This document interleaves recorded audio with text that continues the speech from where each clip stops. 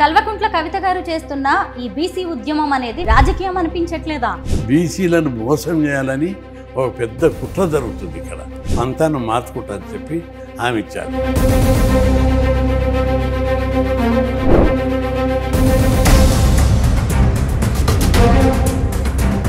మీరు మీ ప్రభుత్వం మీదే కొట్లాడే అవకాశం ఉందా? ఇంటర్నల్గా తప్పనిసరి విజ్ఞప్తి చేస్తాం, మాట్లాడతాం. స్వయాన కిషన్ రెడ్డి గారే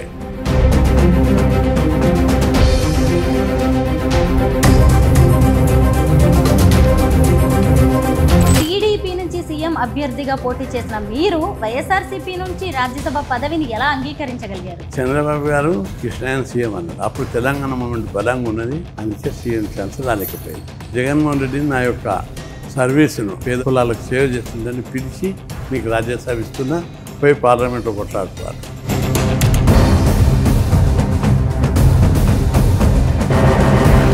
విద్యార్థి దశ నుంచి కూడా మీరు బీసీ నాయకుడిగా పోరాటాలు చేస్తూనే ఉన్నారు. కానీ ఇప్పుడు ఈ పోరాట యోధుడు కాస్త రాజకీయ నేతగా మారిపోయాడా? పోరాట యోధుని ఒకవైపు ఉండుకుంటుంది, మళ్ళా నా జాతి ప్రయోజనాల విషయంలో రోజు ఉద్యమాలు చేస్తున్నా. ప్రధానిని కలిసిన అమిత్ షాని బీసీలను అభివృద్ధి చేయాలని జనున్న నాయకుని నేను 50 ఏళ్ల కింద స్టార్ట్ చేసినప్పుడే ఉద్యమం బీసీ విజన్తో స్టార్ట్ చేశాను.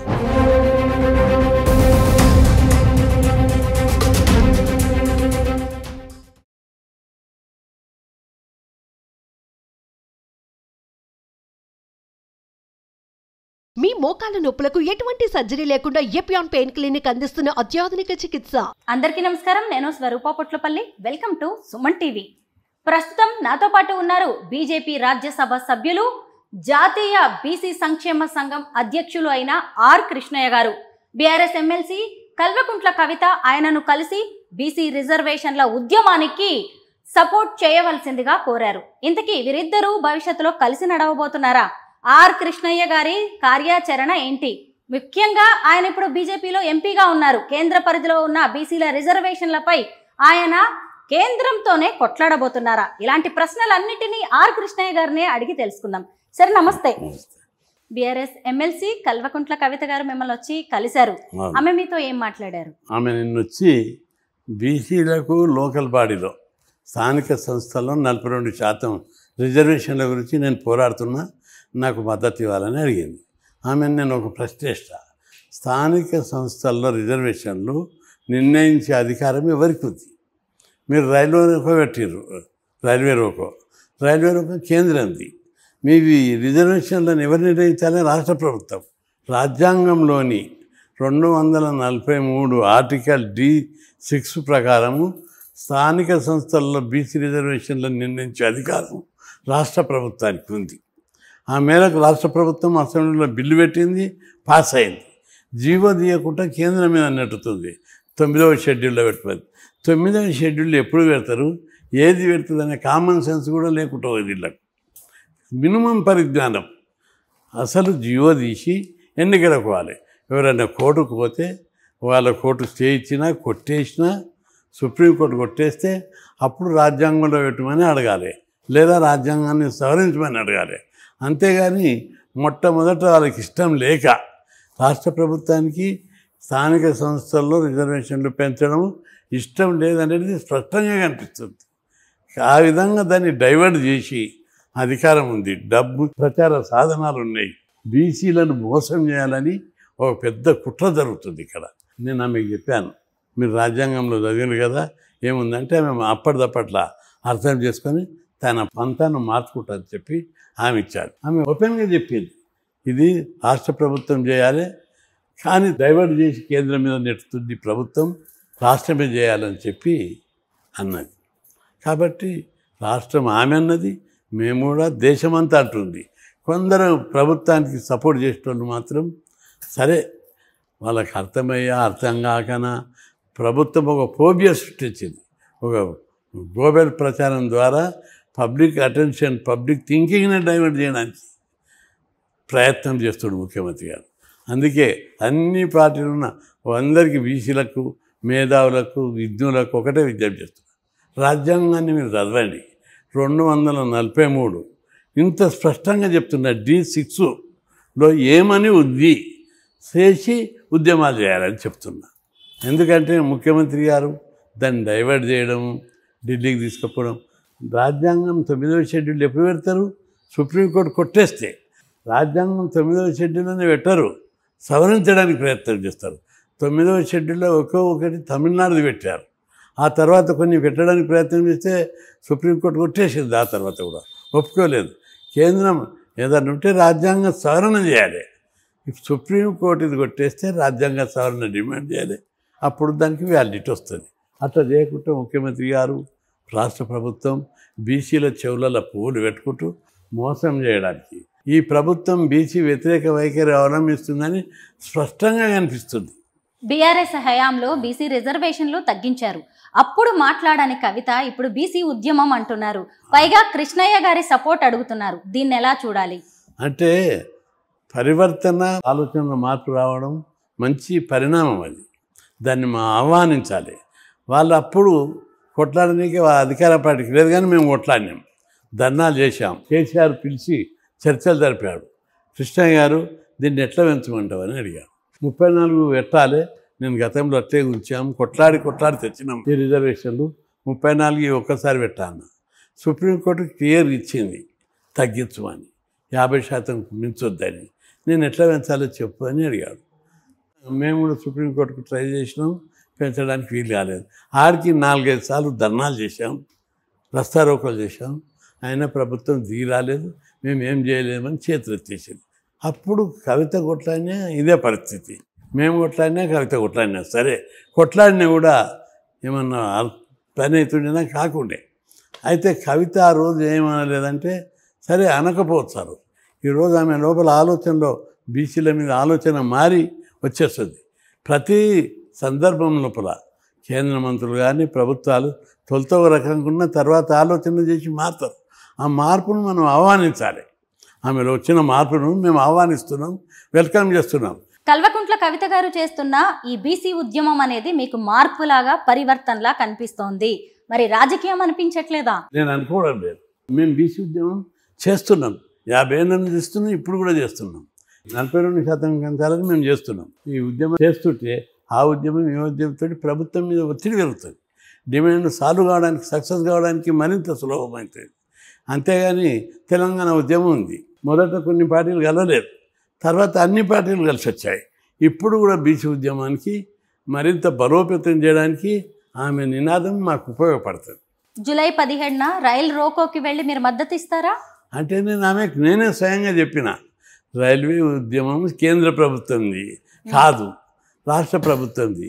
అంటే మేము ఇప్పుడు పిలిపించడం మేము చేస్తే చేసుకోండి, కానీ కేంద్రం మీద చేసే ఉద్యమంకు మేము సపోర్ట్ చేయము. ఎందుకంటే ఇది కేంద్ర పరిధిలో కాదు, ఇది రాష్ట్ర పరిధిలో. ఆమె కూడా కన్విన్స్ అయింది. ఆమె స్పీచ్లో, విలేకరుల సమావేశంలో కూడా అదే ముచ్చట చెప్పింది, రియలైజ్ అయింది. నిజంగా ఇది రాష్ట్ర ప్రభుత్వం రాజ్యాంగంలో 243 D6 ప్రకారం రాష్ట్ర ప్రభుత్వానికి పవర్ ఉంది. ముఖ్యమంత్రి రేవంత్ రెడ్డి గారు డెలిబరేట్గా దీన్ని కేంద్రం మీద నెట్టుతున్నాడు, తప్పించుకుని ఇక చూస్తుడు, పెంచాలనే ఉద్దేశం లేనట్టుందని ఆమె ఓపెన్గా చెప్పింది.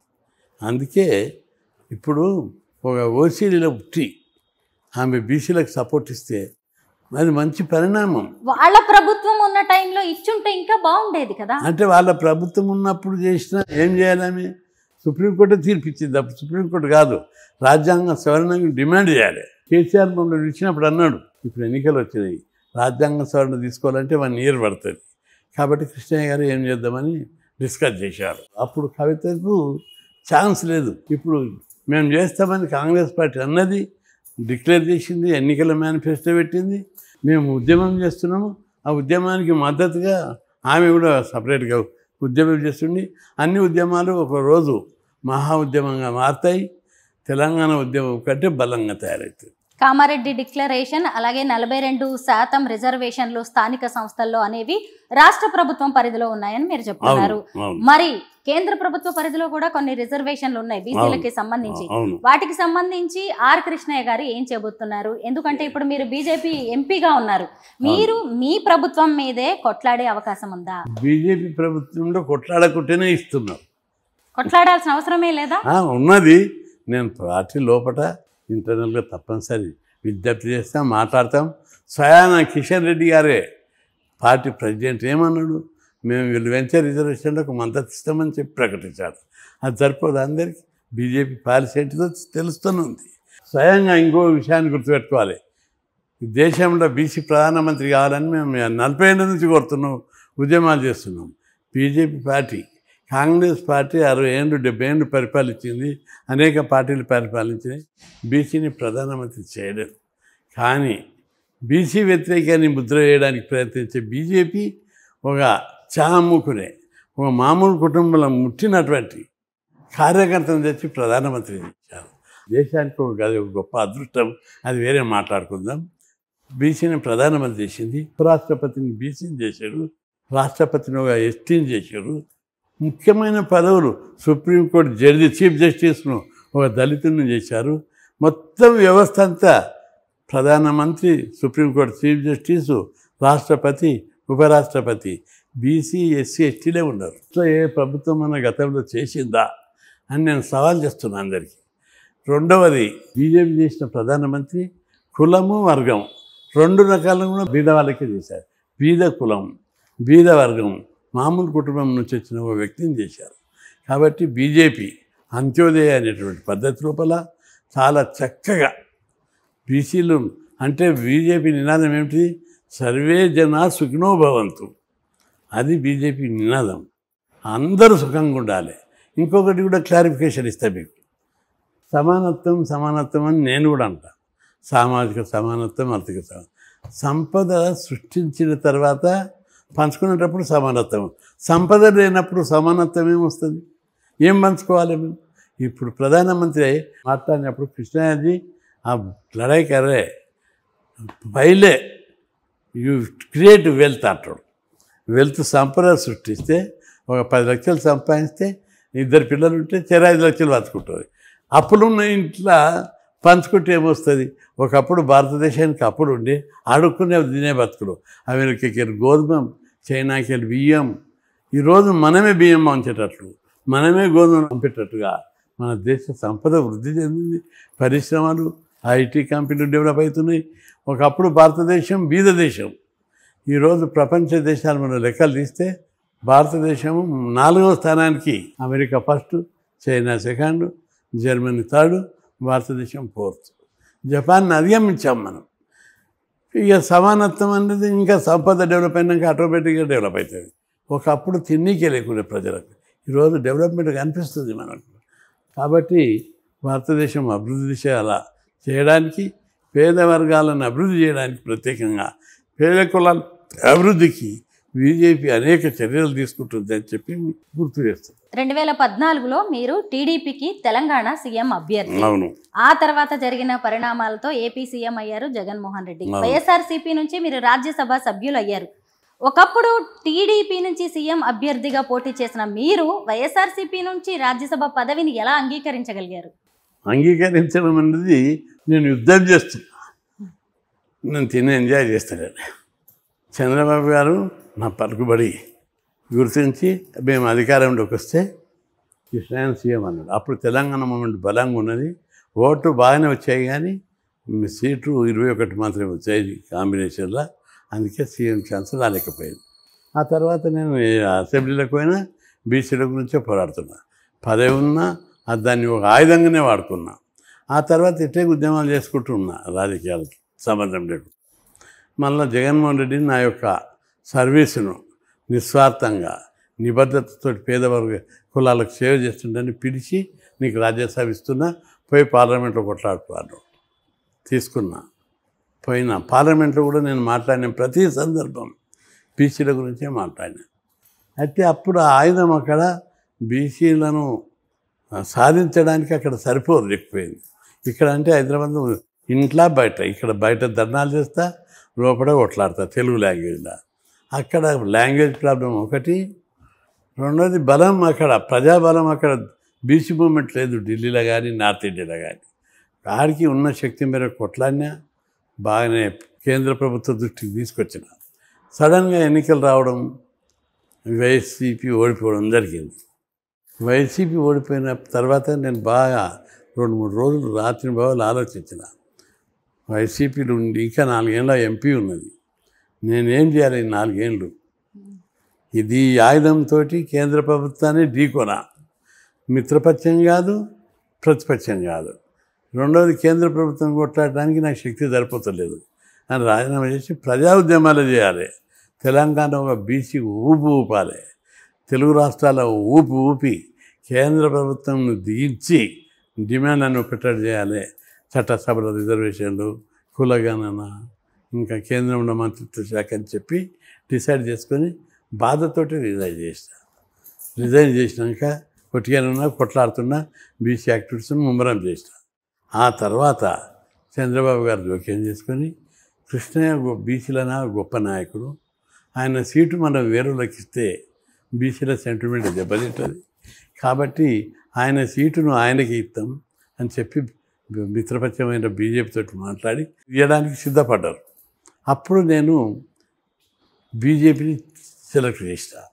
బీజేపీని ఉంటే పార్టీలో కొట్లాడి బీసీలకు బెనిఫిట్స్ కావచ్చు, జనాభా లెక్కలు కావచ్చు, చట్టసభలో రిజర్వేషన్లు కావచ్చు, కేంద్రంలో మంత్రిత్వ శాఖ కావచ్చు, నా వయసు గట్టిగా వినిపించవచ్చని బీజేపీని సెలెక్ట్ చేసుకున్న.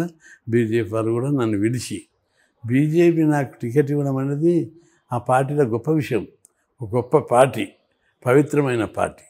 ఆ పార్టీ పనిచేసే వాళ్ళకి 20 ఏళ్ళు 30 ఏళ్ళు పని చేస్తే కూడా టికెట్లు దొరికాయి. వాళ్ళు నా సేవను గుర్తించి ఆ పార్టీలో మెంబర్ కాకుండా నన్ను పిలిచి బీసీలకు ఈయన చేస్తున్నాడని బీసీ మీద అభిమానంతో నాకు టికెట్ ఇచ్చారు, గెలిపించారు. ఇప్పుడు ఆడవైనా కూడా బీసీల గురించే మాట్లాడుతున్నారు. ప్రధానిని కలిసిన అమిత్ షాని, నేను అమిత్ షా మీద 2-3 సార్లు కలిశాను. జనాభా లెక్కలు తీయాలని చెప్పాను అని చెప్పాడు. నేను చెప్పాను దీనివల్ల మనకు లాభమే తప్ప ఏం నష్టం జరగదు అంటే, సుప్రీంకోర్టులో నువ్వు కేసు వేసినావు అన్నాడు. అవును వేసిన. అది ఎప్పుడు విడ్డ్రా చేసుకుంటా అన్నారు. నేను నవ్వాను. సరే మీరు ఇస్తేనే విడ్డ్రా చేసుకుంటా అన్న 15 రోజులకే ఆయన అనౌన్స్ చేశారు. చంద్రబాబు గారు జోక్యం చేసుకొని మరి బీజేపీ వాళ్ళతో మాట్లాడి మీకు రాజ్యసభ సీట్ ఇప్పించారని మీరే చెప్పారు. అంటే ఇన్నాళ్ళు మీరేమో వైఎస్ఆర్సీపీ ఎంపీగా ఉన్నారు. అవును. ఇన్ని రోజులు మీరు చంద్రబాబుతో టచ్లో ఉన్నారా? లేదు. అంటే ఏ పార్టీ అయినా ప్రతి పార్టీ కూడా ఇక్కడ నేను బీసీలో చేసే సేవను, అంకితభావాన్ని, నిజాయితీని గుర్తించి పిలిచి టికెట్లు ఇస్తున్నారు. విద్యార్థి దశ నుంచి కూడా మీరు బీసీ నాయకుడిగా పోరాటాలు చేస్తూనే ఉన్నారు. కానీ ఇప్పుడు ఈ పోరాట యోధుడు కాస్త రాజకీయ నేతగా మారిపోయాడా అనే అనుమానాలు తలెత్తుతున్నాయి. పోరాట యోధుడిని ఒకవైపు ఉండుకుంటూనే మళ్ళా నా జాతి ప్రయోజనాల విషయంలో రోజు ఉద్యమాలు చేస్తున్నా. మీరు చూస్తున్నారు, పొద్దున్న నుంచి వచ్చారు చాలాసేపు. మీ దగ్గరికి ఇంటర్వ్యూ ఇవ్వడానికి ఇంత టైం పట్టింది. వస్తూనే ఉంటారు వద్దలేక జనం. నేను ఆ నాయకుడు ఈ నాయకుడు లేక బీసీలను అభివృద్ధి చేయాలని ప్లాన్, విజన్ ఉన్న నాయకుడిని నేను 50 ఏళ్ళ కింద స్టార్ట్ చేసినప్పుడే ఉద్యమం బీసీ విజన్తో స్టార్ట్ చేసిన. మొట్టమొదటి దశలో ఆ రోజుల పేదరికం ఉంది. 50 ఏళ్ళ కింద హాస్టల్ సీట్ దొరికితే తప్ప చదవని పరిస్థితి, స్కాలర్షిప్ వస్తే తప్ప చదువుకోలేరు, ఫీజులు కట్టలేని పరిస్థితి, కాలేజీలో సీట్లు లేవు.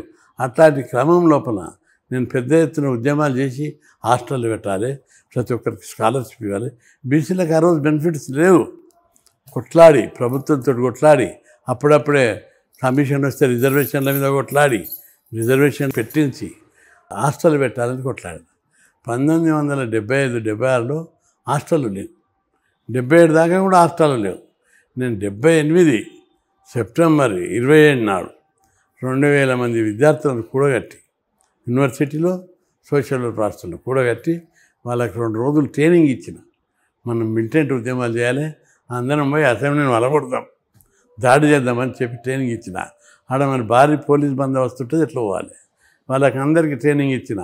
ఎట్లా దుబ్బాలి, ఎట్లా దుంకాలి, ఎట్లా పోవాలి, రాళ్ళు ఎట్లా జేబులల్లో బ్యాగులలో రాళ్ళు ఎట్లా పోసుకోవాలి, ఒకటేసారి పోవడం అనేది ఎట్లా, బస్సులు హైజాక్ చేసి క్యాంపస్ నుంచి వస్తాం, చుట్టుపక్కల బస్ స్టాండ్లల్లో పార్కులలో మీరు ఉండండి, మేము వచ్చి బస్సులు దిగుతున్నప్పుడే మీరు అందరు రండి, జంప్ చేసి అసెంబ్లీకి పోదామని చెప్పాను. మేమందరం గేట్ కాడికి దడివే 2000 మంది గేట్లు మూసేసారు పోలీసులు.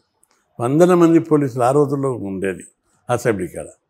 గేట్ మూస్తే పిల్లలందరినీ డిస్పర్స్ చేసి అటు ఇటు పోతే పోలీసులు కూడా అటు ఇటు పోయారు, అక్కడికి వెళ్ళి దూకుతారే మరి. అక్కడ ఉందంటే ఈడ గేట్ దుంచి గేట్ తీసినాం, పిల్లలందరూ లోపలికి పోయారు.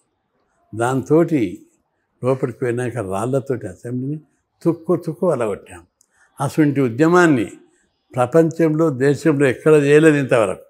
ఆ ఉద్యమంతో అన్ని పార్టీలు, అన్ని విద్యార్థి సంస్థలు, రాజకీయ పార్టీలు నివెరవయ్యాయి. చెన్నారెడ్డి కూడా భయపడ్డాడు. వెంబడే పోలీసులతో క్యాంపస్కి పోయి విద్యార్థి నాయకులను కృష్ణయ్యతో సహా 20 మందిని దొరకరాపో అన్నాడు. వచ్చారు క్యాంపస్కు. ఆనాడు ప్రముఖంగా ఉన్నటువంటి మేము విద్యార్థి నాయకులం అందరం పంపిన వ్యాన్లలో ఎక్కి సెక్రటరీకి పోయినాం. చెన్నారెడ్డితో చర్చలు జరిపినాం. అది ఒక్కరోజే ఆయన 500 రాష్ట్రాలకు అంగీకారం తెలిపారు. దశాబ్దాలుగా మీ వెంట నడుస్తున్న బీసీ నాయకులు ఇప్పుడు కూడా మీతో ఉన్నారా?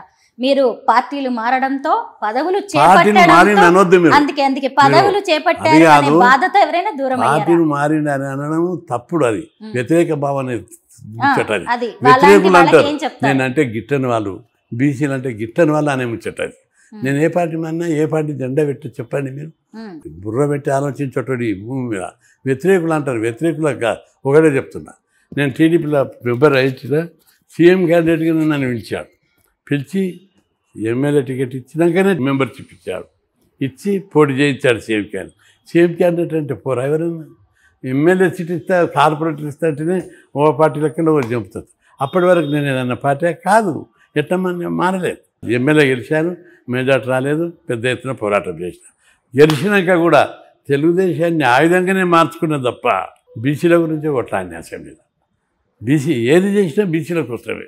ఎవరైనా ఆయుధం ఇస్తే దాన్ని బీసీల కోసమే వాడుకున్నా. రెండవది, అందులో అయిపోయినాక నేను ఒట్టిగానే ఉన్నా, ఉద్యమాలు చేసుకుంటా. జగన్మోహన్ రెడ్డి గారు పిలిచి, నేను ఆ పార్టీలో మెంబర్ కాకున్నా, ఆ పార్టీ జెండా మోయకున్నా, ఈయన బీసీల కోసం నిజాయితీగా పోరాడుతుండని పిలిచి ఎంపించాడు. 200 కోట్లు ఇస్తే కూడా ఇవ్వండి టికెట్. అది పార్టీ ఫండ్ ఎవరన్నా ఇస్తే, రాజ్యసభ ఇస్తే 200 కోట్లు ఇస్తారు. నా దగ్గర పైసా కూడా తీసుకోకుండా ఆయన దగ్గరది రోజు ఉద్యమాలు చేస్తాడు. ఆయన అప్పలాలు ఉన్నాడని తెలుసుకొని ఉల్టా మంచిగా పిలిచి టికెట్ ఇచ్చి కారు ఇచ్చి పంపించాడు. ఆయన కారు కూడా లేకపోతే కాలరాలనే పంపించాడు, ఆయన కాలరా తిప్పాడు. అంత గౌరవంగా నాకు టికెట్ ఇచ్చి చేశాడు. నేను దాని ప్రకారం పార్లమెంట్కి పోయినా బీచ్ల గురించే కొట్లాడినా. ఒకప్పుడు సామాన్యుల్లా ఉన్న కృష్ణన్న ఇప్పుడు కోట్లాది రూపాయల ఆస్తులు కూడబెట్టారు అనే విమర్శకులకి, అలాగే ఆరోపణలు చేసేవారికి మీరిచ్చే సమాధానం ఏంటి? అట్లా అనేటోళ్ళు అందరూ ఏమన్నా బుర్ర పెట్టి ఆలోచించాలి. నేనేం చేస్తున్నా? ఉద్యమాలు చేస్తున్నా. నాకు వ్యాపారం చేసే శక్తి ఉంది, నాకు బిజినెస్లు చేసే శక్తి ఉంది. నా అనుచరులేరు 100 కోట్లు 1000 కోట్ల పేరు. నేను 24 గంటలు ఉద్యమాలు ఎందుకు చేస్తున్నా? నాకు వ్యాపారం ఏమి. రెండవది, బీసీ ఉద్యమాలకు 10 పైసలు ఇచ్చేటోళ్ళు లేరు. బీసీలు పొదుపు చేసేటోళ్ళు ఇవ్వరు. ఓసీలు మాకు వ్యతిరేకమైన ఉద్యమం, ఇవి ఎత్తి వాళ్ళని ఇవ్వరు. అన్నిటి మధ్య నలిగిపోతున్నాం. ఇప్పుడు నేను పంజాబ్ నేషనల్ బ్యాంక్లో 1,20,00,000 అప్పు ఉంది. అక్కడ ఇక్కడ 10 లక్షలు 20 లక్షలు తెచ్చి అప్పులు చేస్తే వడ్డీలు పెరుగుతాయి. నాకు అప్పిచ్చేటోడు కూడా ఉండడు, మంది పేరు మీద అప్పులు చేయాలి. చేసి పంజాబ్ బ్యాంక్ విద్యానగర్ బ్రాంచ్లో 1,20,00,000 అప్పు తెచ్చి అన్ని అప్పులు చిల్లర అప్పులు తీర్చేస్తాం. ఇంకా మా భార్య పేరు మీద కూడా అప్పులు తీస్తాం. ఉద్యమాలు అయినప్పుడు ఆమె గోల్డ్ పెట్టి కూడా అప్పులు తెస్తాం. ఎవరన్నా మాకు చెంది ఇచ్చినామో అనేటోళ్ళు ఒక్కరిని నిర్వహించు.